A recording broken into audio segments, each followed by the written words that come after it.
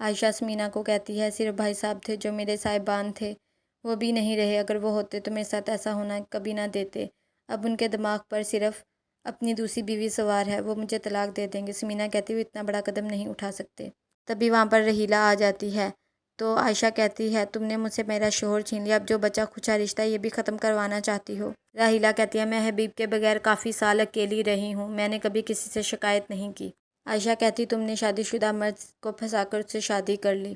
سمینا کہتی ہے یہ جو تمہارا خواب ہے نا کہ تم اس گھر پہ راج کرو گی، یہ کبھی نہیں ہو سکتا، یہ میرا گھر ہے اور میرا کاروبار ہے۔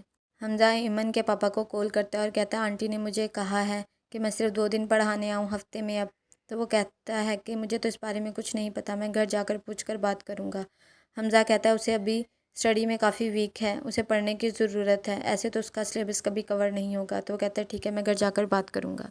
سمینا کہتی ہے اس پہ طاقت کا نشہ چڑھ گیا ہے، اس کے دماغ میں پتہ نہیں کیا چل رہا ہے، وہ کچھ بھی کر سکتا ہے، بعد میں ہم صرف پچھتا سکتے ہیں۔ تو اس کی ساس کہتی ہے تم بات کو ہوا نہ دو، میں اس کو سمجھاؤں گی، وہ ایسا کبھی نہیں کرے گا۔ راحیلہ کہتی ہے اینی کا قصور نہیں ہے، اس کی ماں نے اس کی تربیت ہی اچھی نہیں کی، بچوں کی تربیت تو اچھی کر سکتی تھی وہ۔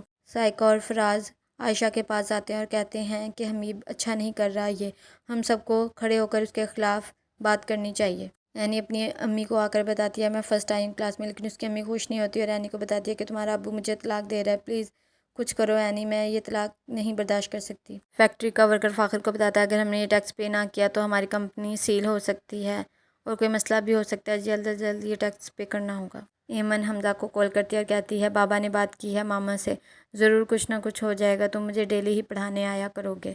اینی بہت زیادہ روتی ہے اور فاخر کو بتاتی ہے کہ اب تائی امی چاہتی ہیں کہ میں آگے نہ پڑھوں۔ فاخر کہتا ہے میں تمہارے ساتھ اسکول جاؤں گا اور آگے ایڈمیشن کروانے تمہارا، تو وہ اسکول جاتا ہے تو اینی بتاتی ہیں یہ میرے شوہر ہیں فاخر۔